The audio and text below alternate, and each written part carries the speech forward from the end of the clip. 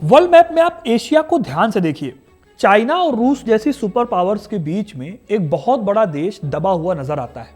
इस देश का नाम है मंगोलिया। यह देश करीब 15.5 लाख स्क्वायर किलोमीटर के एरिया में फैला हुआ है। यह इतना बड़ा है कि इसमें फ्रांस, जर्मनी और स्पेन एक साथ समा जाएंगे। यूरोप के देशों को जाने दीजिए, यह देश इतना बड़ा है कि इसमें हमारे राजस्थान जैसे 4-5 स्टेट आराम से समा जाएंगे। लेकिन यहाँ की पॉपुलेशन इतनी कम है कि मंगोलिया से ज्यादा पॉपुलेशन राजस्थान के किसी भी बड़े जिले से कम होगी। मंगोलिया की आबादी है 35 लाख। हमारे लखनऊ की आबादी भी इस पूरे देश से ज्यादा है। यानी कि अगर आप यहाँ खड़े होकर किसी को आवाज लगाओ तो हो सकता है कि आपको सुनने वाला सैकड़ों किलोमीटर तक कोई मिलेगा ही नहीं। सबसे बड़ी बात है कि ये वही मंगोलिया है जहां से चंगेज खान ने अपने एम्पायर को आगे बढ़ाया था। दुनिया का दूसरा सबसे बड़ा एम्पायर, सबसे खूंखार लड़ाके इसी जमीन से निकले। लेकिन इसी एम्पायर के 99% एरिया में आज कोई नहीं रहता। अगर आप मंगोलिया चले जाओ तो यकीन नहीं करोगे कि मंगोल एम्पायर की शुरुआत यहां से हुई थी। आज आपको मैं बताऊंगा कि आखिर क्यों एक 15 लाख स्क्वायर किलोमीटर के देश में सिर्फ 35 लाख लोग ही रहते हैं। क्या चंगेज खान की इसमें कोई गलती है या फिर ये एक सोची समझी स्ट्रेटेजी है? तो वीडियो को अंत तक जरूर देखिएगा, क्योंकि अपना इतिहास नहीं जानोगे तो खुद को कैसे पहचानोगे। मंगोलिया की वीरानी की कहानी चंगेज खान के उसी दौर से शुरू होती है जिसे हम उसकी महानता का दौर कहते हैं। 13वीं सदी की शुरुआत में मंगोलिया की आबादी 10 लाख से लेकर 20 लाख के बीच थी। कॉलिन मैकमेडी और रिचर्ड जोन्स के Atlas of world population history के हिसाब से उस वक्त की ग्लोबल पॉपुलेशन के रेशियो में यह बहुत बड़ी आबादी थी। लेकिन चंगेज खान की एम्पायर चलाने की स्ट्रेटेजी कुछ ऐसी थी कि मंगोल एम्पायर तो काफी बड़ा बन गया, लेकिन मंगोलिया कभी बड़ी आबादी वाला सेंटर नहीं बन पाया। दरअसल चंगेज खान को लगता था कि ईंट पत्थर के शहर अपने आप में कमजोरी है। चंगेज खान का यह मानना था कि अगर मंगोल ईंट पत्थरों के घर में रहने लगे तो वो अपनी घुड़सवारी और जंग लड़ने का हुनर इसको खो देंगे। उसके हिसाब से शहर इंसानों को दीवारों के पीछे कैद कर देते हैं, उनकी नजरों को लिमिटेड कर देते हैं और उनकी लड़ने की ताकत को धीरे धीरे खत्म कर देते हैं। इसलिए ही चंगेज खान को लगता था कि मोबिलिटी असली ताकत है। मोबिलिटी माने कितनी तेजी से आपकी सेना किसी पर अटैक कर सकती है। और ये सब बातें उसकी मनगढ़ंत बातें भी नहीं थी। मंगोल कबीलों के कल्चर में घुमंतू लाइफस्टाइल थी, लेकिन साथ ही चंगेज खान ने यह भी देखा था कि दीवार वाले शहर एक तरह के पिंजरे होते हैं।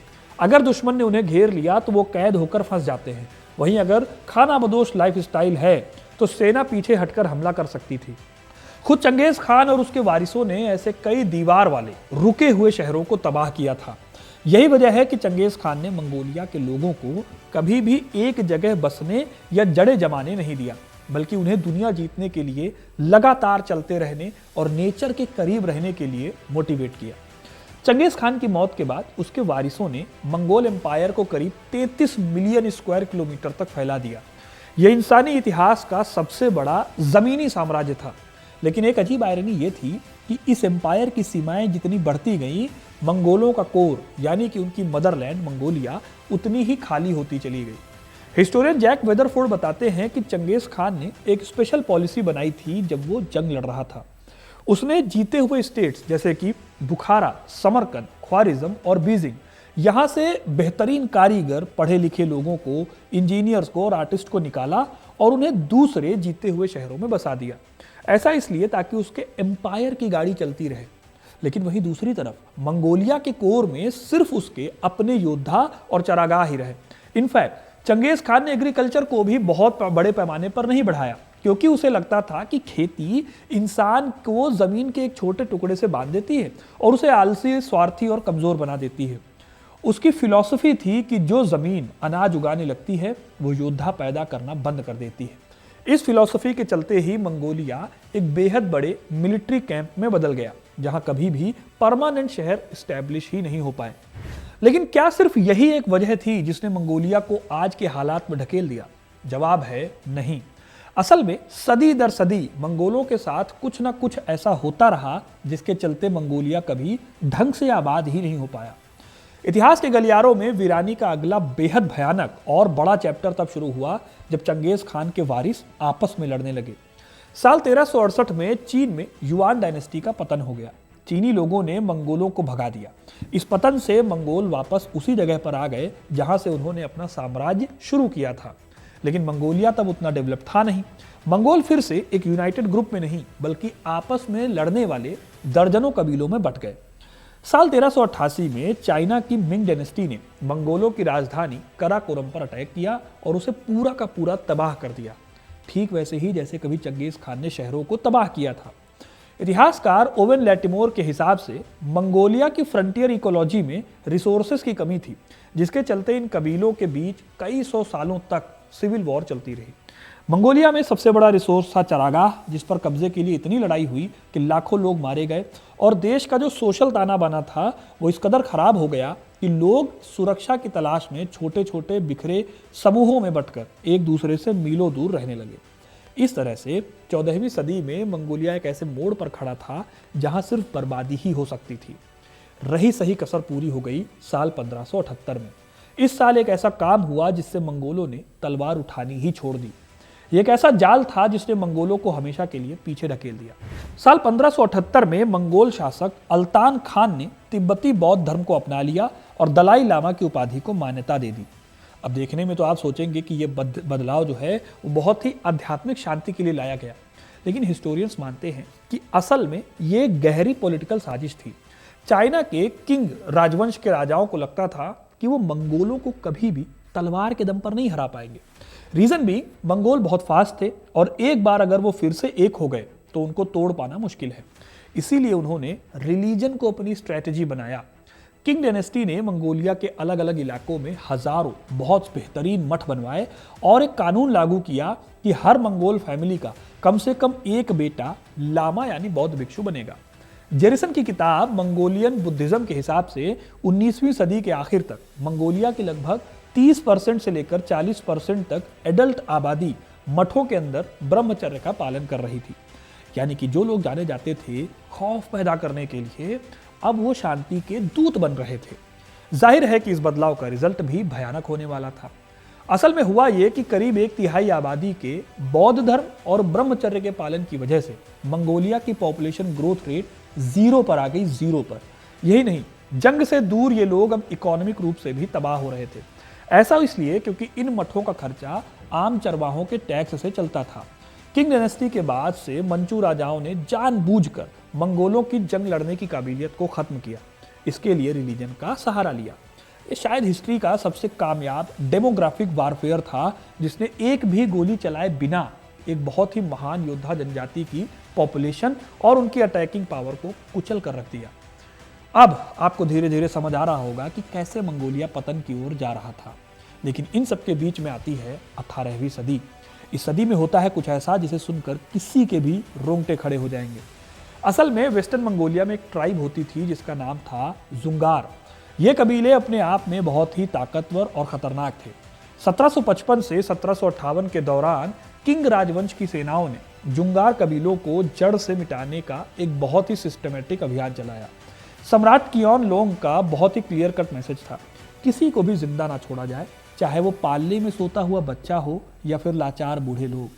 कहा जाता है कि जंगार्स से इस जंग में करीब 5 से 6 लाख लोग डायरेक्टली मारे गए और जो बच गए वो पहले भूख और फिर चेचक की महामारी का शिकार बनाकर मरने के लिए छोड़ दिए गए।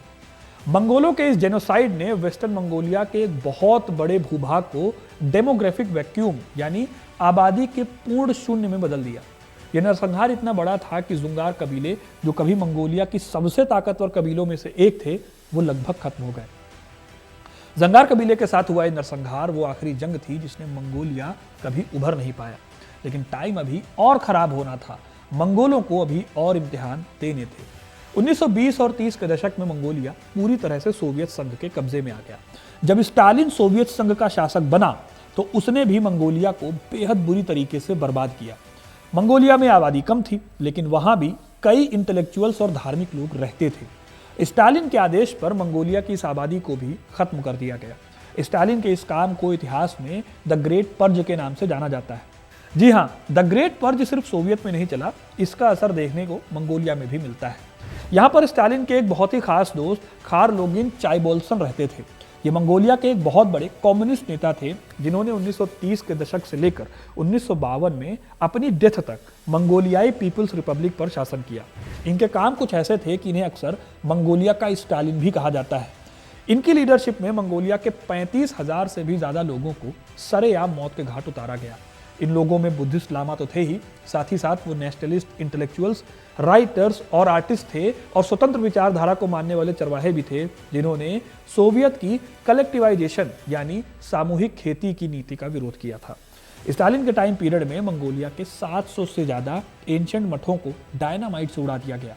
इन मठों में सदियों पुराने हैंड रिटन ग्रंथ थे, जो औषधि होती है उसका ज्ञान था, बेशकीमती कलाकृतियां थी, ये सब कुछ सेफ रखा हुआ था और इस हमले से ये सब राख में बदल गया। ये हमला केवल इंसानों पर नहीं बल्कि मंगोलिया की सामूहिक याददाश्त, उसकी आत्मा और उसके फ्यूचर की पॉसिबिलिटीज पर था।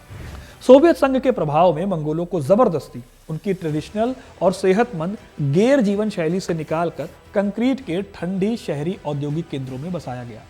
इस जबरन अर्बनाइजेशन ने देश के एक बहुत बड़े रूरल हिस्से को पहले से कहीं ज्यादा अनसेफ और वीरान बना दिया। इससे प्राचीन चरागाहों की रूह मर गई। इस तरह से दोस्तों जिस चंगेज खान ने दुनिया के बड़े हिस्से को जीता, शहरों को तबाह कर दिया, उन्हीं चंगेज खान का मंगोलिया कुछ ऐसे बर्बाद हुआ कि आज बहुत कम लोग जानते हैं इस देश का नाम। अगर आप आज मंगोलिया चले जाओ तो यकीन नहीं करोगे कि मंगोल एम्पायर की शुरुआत यहाँ से हुई थी। लेकिन दोस्तों दिक्कत की बात यह है कि मंगोलिया की बर्बादी सिर्फ इतिहास के चैप्टर्स में नहीं लिखी। कई और ऐसे फैक्टर्स हैं जो हिस्ट्री से जुड़े हुए तो नहीं हैं, लेकिन मंगोलिया के वीरान पने के लिए जिम्मेदार जरूर हैं। इसमें सबसे बड़ा रोल है मंगोलिया की डिस्ट्रक्टिव ज्योग्राफी का। जी हाँ, ये इस कहानी का ऐसा चैप्टर है जिसे आप चाह कर भी चेंज नहीं कर पाओगे। मंगोलिया सी लेवल से करीब 1580 मीटर की ऊंचाई पर है और एक तरह से रेगिस्तान का पठार है। यहाँ हवा कुछ ऐसे चलती है जैसे किसी ने हवा में भी चाकू लगा दी हो। भारत में हिमालय की चोटियां मानसून की हवा को रोक लेती हैं और हिमालय के उत्तर में ही पड़ जाता है मंगोलिया, जिससे इस देश का एक बड़ा हिस्सा बन जाता है रेन शैडो जोन। इसके चलते यहाँ की क्लाइमेट खेती के लिए बिल्कुल भी काम की नहीं रह जाती। उल्टे इस देश की टोटल जमीन का सिर्फ 1% हिस्सा ही है जहाँ खेती की जा सकती है। जोग्राफर ओवन लेटिमोर कहते हैं कि इसी मजबूरी और रिसोर्सेज की कमी ने मंगोलियाई लोगों को मोबिलिटी यानी लगातार चलते रहने के लिए मजबूर किया। जहाँ खेती नहीं हो सकती वहाँ बस्तियाँ नहीं बस सकती, और जहाँ लोग परमानेंट रूप से बस नहीं सकते वहाँ शहर कैसे पनपेंगे। मंगोलिया की ये वीरानी दरअसल नेचर का भी एक बहुत ही सख्त फैसला है। इसका एक एग्जाम्पल है जूड। जूड अपने आप में एक ऐसा वर्ड है जो मंगोलियाई चरावाहों के लिए मौत के पैगाम से कम नहीं है। ये उन भयानक से भी भयानक सर्दियों को कहते हैं जहां तापमान अचानक -50 डिग्री तक गिर जाता है और सब कुछ लोहे की तरह सख्त पत्थरों में जम जाता है। ये जुड इतना खतरनाक है कि 2024 के आयरन जुड में मंगोलिया ने अपने 81 लाख से ज्यादा मवेशी खो दिए थे। मंगोलिया के ये जानवर केवल प्रॉपर्टी नहीं है बल्कि उनके परिवार के सदस्य और जीने का एकमात्र सहारा जैसे थे। जब मंगोलिया में मवेशी भूख और ठंड से मरते हैं तो उनके चरवाह पूरी तरह से टूट जाते हैं और वो अपनी पुश्तैनी जमीन छोड़कर मंगोलिया की राजधानी उलान बटोर की बस्तियों में रहने के लिए मजबूर हो जाते हैं। यही वजह है कि आज मंगोलिया की 50% से भी ज़्यादा आबादी केवल एक शहर यानी उसकी राजधानी उलान बटोर में सिमट गई है। जबकि अगर आप पूरा का पूरा देश देखो तो एक नेवर एंडिंग खाली रेगिस्तान जैसा नजर आता है। इन सब के अलावा एक बहुत बड़ी प्रॉब्लम है Gobi desert. Gobi desert Mongolia के लगभग 1/3 हिस्से में फैला हुआ है। आज क्लाइमेट चेंज के चलते गोबी डेजर्ट हर साल कई किलोमीटर की स्पीड से नॉर्थ की ओर बढ़ रहा है। इससे चरागाहों की घास भी खत्म हो रही है और प्राचीन पानी के जो स्रोत हैं वो सूख रहे हैं।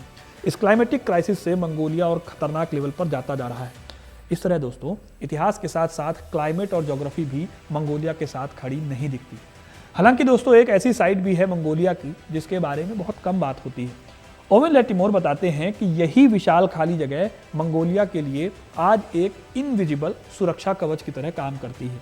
रशिया और चाइना जैसी दो परमाणु महाशक्तियों के बीच ये बहुत ही ज़्यादा गहरा सन्नाटा और दुर्गम भूगोल मंगोलिया को एक आज़ाद देश के रूप में टिके रहने की ताकत देता है। ये वीरानी ही है जो मंगोलिया को किसी भी विदेशी आक्रमण के लिए एक लॉजिस्टिक बुरा सपना बना देती है। इस तरह दोस्तों चंगेज खान का मंगोलिया आज अपनी इसी गौरवशाली लेकिन दर्दनाक वीरानी के साथ खड़ा है। यह सन्नाटा कोई कमजोरी नहीं बल्कि चंगेज खान के उन अजेय सपनों की एक सुरक्षित तिजोरी है जिसे ना तो समय की धूल मिटा पाई और ना ही कोई आधुनिक साम्राज्य। तो दोस्तों ये थी कहानी चंगेज खान के मंगोलिया की। आपको ये कहानी कैसे लगी कमेंट करके जरूर बताइए। वीडियो को लाइक और शेयर करना ना भूलें और ऐसी इंटरेस्टिंग कहानियों के लिए, इतिहास से जुड़े रहने के लिए हिस्ट्री कनेक्ट को सब्सक्राइब जरूर करें। धन्यवाद।